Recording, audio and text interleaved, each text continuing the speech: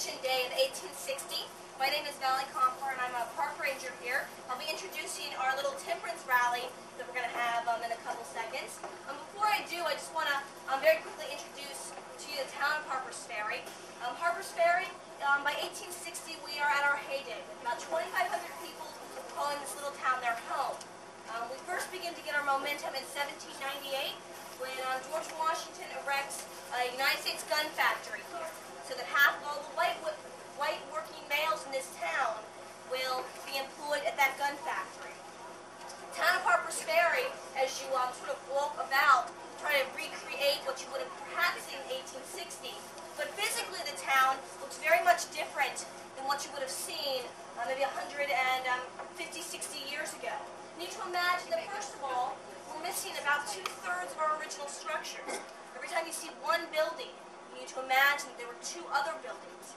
Also, the streets of Harper's Ferry, as you walk straight down this street, you're going to come to a 22-building complex. This is our National Armory. It stretches about 600 yards down the Potomac River, and it employs about 400 men at it. This armory is going to bring a lot of the wealth here to Harper's Ferry. But a lot of our social problems will also be dealt with a lot in this government factory down the street. First of all, the living conditions in Harper's Ferry are very poor. Most armory workers that live in the homes and housing provided by the government have about 4 families living in a 2-story building with maybe 4 to 5 rooms. Of course, families are a little bit bigger than what we're used to today, with most families having more than 4 children if you begin to start a family. Also in the town of Harper's Ferry, this government complex has an 80-foot smokestack on it, which is level to the church steeple up behind us. One resident named Ferry will say by 12 noon, there's so much smoke, black soot pouring out of these armory buildings that you cannot see the tops of the 2 mountains, Maryland and Loudon Heights, by 12 noon. It's also said if you're up on the top by the church, up at the top of the hill, there's so much noise coming out of this gun factory. You have these large trip hammers of iron banging down on steel that hits every 2 seconds. That if you're up by the church and you want to speak to your neighbor, you need to clasp your hands together and scream into your neighbor's ear.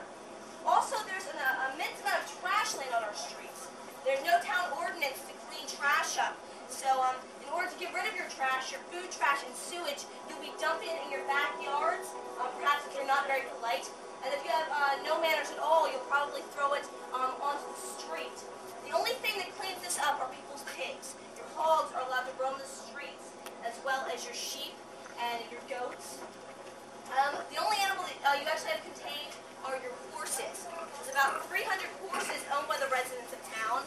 And for anyone that has horses, probably a good estimate is 1 horse in one day has 50 to 75 pounds of manure. That is what's lying in our streets, as well as this complex right to your left. One resident that lived there says there's always 6 inches of sewage laying behind this complex. So not only is Harper's Ferry a very dirty town, but it probably does not smell very well here either. The town of Harper's Ferry is about 6 taverns open in 1860. And this town of 2,500 people within 1 year is going to consume 39,500 gallons of liquor, 10,500 gallons of cider, beer, and ale, which, taking those 2 amounts together, is about a little bit over $90,000 worth of money is being spent in this town. And that's a lot of liquor for a town of only 2,500 people. A man by the name of John Hall in 1831, he is going to be the man that's going to start a temperance movement here in Harper's Ferry. And of course today we always make fun of temperance. But in 1860, if you're a woman and you cannot work, you rely solely and totally on your husband or your father. And if he drinks and is going to the tavern and spending money there, that means he's not spending money on maybe food or clothing that's desperately needed at home. And for many women, this is one of the few things as far as politics go that you might have a say in. Also, a lot of the problems we have with as far as drug abuse and alcoholism really began in the 19th century. And temperance, it's also the first time you're going to have men and women come into a meeting and stand up and talk about their problems that they're having with alcohol. The first sort of Alcoholics Anonymous will really start with temperance. So I'm going to be begin by passing over to our ladies and gentlemen of temperance, and they're going to perform a play for us in a moment. And just like to realize is this is the second most popular play in the country, only second to Uncle Tom's Cabin.